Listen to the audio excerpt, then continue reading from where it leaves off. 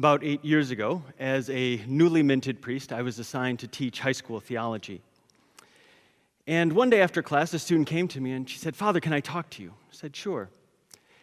And she began to tell me about this distress and these difficulties she was having and mental health issues. And so I asked her the question that I often ask students who came to me with these sorts of things. Have you talked to a professional about this? And she responded in words and a tone I will never forget. "Father, I've talked to like 5 of them. You are my last hope." And since that time, I've had a lot of other conversations with young people struggling with mental health issues.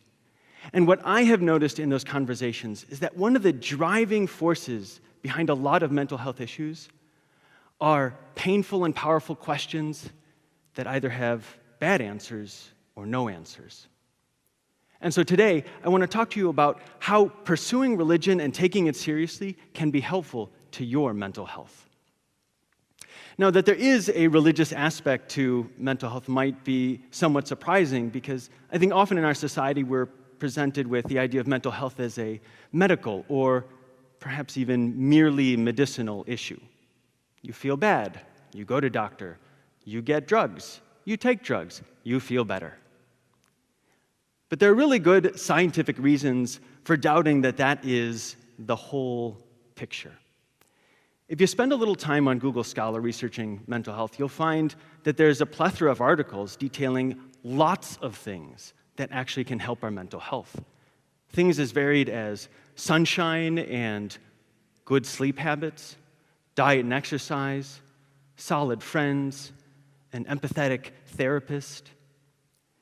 And if all of these things can help mental health, that should be a clue for us that this is actually not a one-dimensional issue, but a very complex one that touches on many different facets of the human person.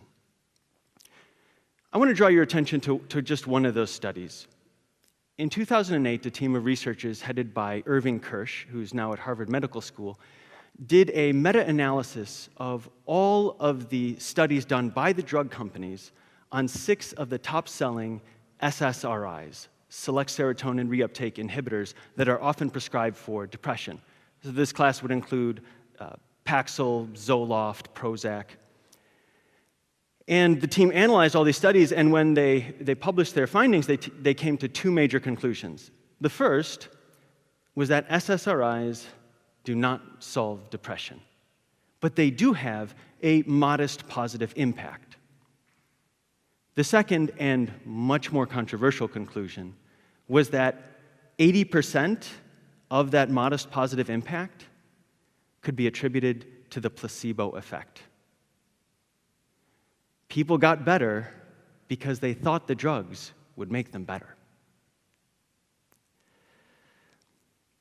So what does this mean? Well, first let me tell you what it doesn't mean. It does not mean that SSRIs are fake drugs or sugar pills or anything like that. They are real drugs, and they have a real effect on the brain and the body, and suddenly stopping those drugs can be really dangerous. So never change your meds without talking to your doctor. But I think this study does have some profound implications, and most importantly, it says to us that our thoughts matter. How I think about my mental health can dramatically impact my mental health. Thoughts matter. So in these last 8 years that I've been ministering to young people, I've had the privilege of hearing a lot of their stories and people opening their minds and their hearts to me.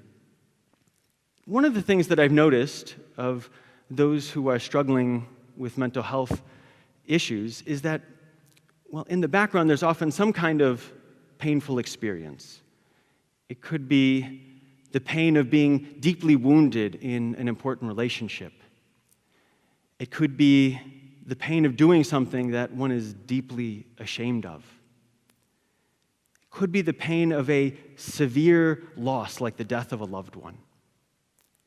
Now, that's probably not very surprising. But as I started to hear more and more of these stories, I noticed something else. It wasn't just that people had been through painful experiences, because I talked to a lot of people who do go through painful experiences and don't develop a mental health crisis as a result.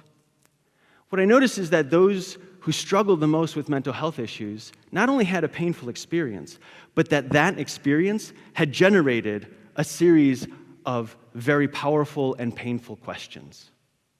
Questions like, why should I open my heart to another person if that'll just let me get hurt again? Do I deserve to be treated this way? Am I really just that unlovable? How could someone love me and forgive me if they knew what I had done? And how can I really give myself to others knowing that, well, we're all going to be separated by death in the end? These are very difficult questions. And what I saw is that when people had these questions combined with bad answers or no answers, a mental health crisis often ensued. Now, before I tell you why I think religion can help with this, I want to give you just a little taste of how much it can help. In 2016, the journal Psychiatry, published by the American Medical Association, had an article which analyzed the data of a massive survey that had been done of 90,000 nurses over 14 years. Huge data set. And the article that was published found a couple interesting trends, and one of those was that it found that nurses who attended church at least once a week, every week, had a suicide rate 80% lower than their peers. 80%. And given the magnitude of that impact that religious practice had on these nurses' lives, I think what it says to us is that if we're really going to make progress in helping people who are struggling with mental health issues, we have to start taking religion seriously. But that still leaves us with the question of why. Why would it have this dramatic impact? Well, think for a moment about what religions do for people. I think one of the big things that they do is they provide a set of answers to these painful questions. And so they engage us on a cognitive level. But they don't just give answers, they also give things you can do, a way of living out those answers. And so they engage us on a behavioral level. So I want to give you today perhaps a new definition of religion, not a theological one, but a psychological one. Religion is the cognitive behavioral therapy of the soul. And what makes it different than regular CBT is that religions tackle the very biggest questions that are out there, that we have to face as human beings. And not only do they provide a huge set of answers, but they also prescribe a series of practices, a way of living out those answers that can encompass the totality of human life. To be human means to be the kind of creature that asks questions and reflects on painful experiences. And when we don't have answers to those questions, we're not okay. So yes, there's a big part of mental health that deals with the needs of the body and the brain. But there are also these questions, and they're not going away. They can't be exercised or slept or drugged out of existence. They just need to be answered, and those answers need to be lived. So what do we do with that? Well, my job here today is not to tell you what you should think or how you should live, although if you look at what I'm wearing, you probably have some ideas about what I think about those things. But my goal here today is not to tell you the answer. My goal today is to get you to search for the answers to these questions that lie deep within your own heart. And I want to offer a disclaimer at the beginning of this too. I'm not saying that any set of answers or practices will do. Not every answer to a deep question is equally true or helpful or comforting or valid. So I'm not saying that. But what I am saying is that the search is essential because we are the sorts of creatures who ask these questions. Now, more specifically, I think there's sort of two broad steps we can take. The first step is that we need to put a lot of work into figuring out what actually are the questions that I'm dealing with and struggling with. And the second is, how then do I take those questions and bring them to religion in order to get some sort of help? So let's break that down.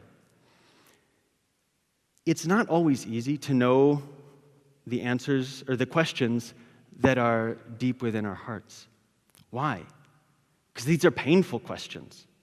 And when we think about these questions, it stirs up a lot of emotions that makes it very difficult to actually see what's going on inside. Socrates said, "Know thyself." Great advice. Hard to do. And this is where there are a lot of other aids that we can get to help see what's going on in the interior of our heart. Things that can help calm our emotions as we think about these questions. Something like mindfulness meditation, or perhaps medication. We might also need support from friends or an empathetic therapist. And those last two, friends and therapists, can not only provide support, but they can also give a different perspective. Hey, maybe you should think about this. Have you noticed that? Very helpful. But at the end of the day, we are the ones who need to be able to see those questions. And once we have them, we need to bring them to religion in a serious, direct, and studied manner. Okay. Serious. What does it mean to seriously engage religion? Well, I think those nurses in that study I talked about are a good example. They bothered to show up to church every week. Every week. That's serious. I think of one of my former students who was struggling with anxiety and depression and made the decision on her own, I'm going to pray an hour a day until all of this gets sorted out. Changed her life. But that's serious. And in addition to a serious engagement with religion, we also need a direct engagement. This might seem kind of obvious, but I can't tell you how many times I've been talking to a young person and they've just been opening their mind and their heart and telling me about all these painful experiences and the emotions they're struggling with and all these things that are going on. And I'll ask the question, have you talked to God about this? You know, like the way you're talking to me right now? No, Father, I never thought of that. Well, maybe you should try it sometime. Might be helpful. You need to take the questions and the problems you're wrestling with and bring them directly to religion so it can provide help and comfort if it's able to. Besides serious and direct engagement, we also need studied engagement. Study as in like what you Hope College students do, you know, books and things, talking to people who are smart. Same thing. You know, as a high school theology teacher, I loved having students in class who were curious, but not raised in any faith tradition. Why? Because they asked the best questions. They came in with no presuppositions and just wanted to explore and to really learn what was this new thing that I was teaching. It was great.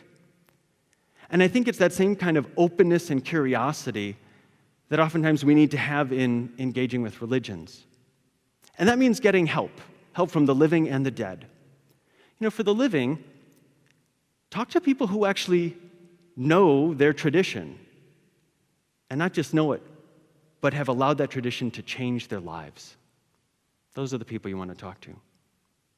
In terms of the dead, I recommend books. Well, which books, Father? There are a lot of books. Well, I recommend reading the books that are still being read today, several hundred years after the death of the author's PR agent. Because then you know they're being read not because of some slick marketing campaign, but because people read these things and found some real substance there and handed it on to the next generation. And there's something really special and beautiful about the experience of having your heart touched by a text written 1,000 years ago and a world away.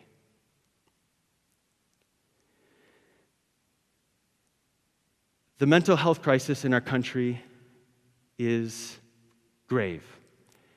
And if we're going to be serious about tackling it, we need to approach it in a holistic way.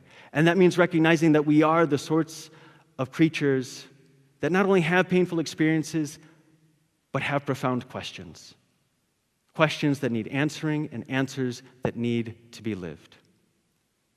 And so I invite you today, on your own search for the true answers that will give you peace in your heart, that will answer those questions that have laid there a long time. And I'm going to leave you now with the words of the great Jewish prophet Jeremiah. Stand by the ancient roads and ask the pathways of old, which is the way to good, and follow it, and you will find rest for your souls. Thank you.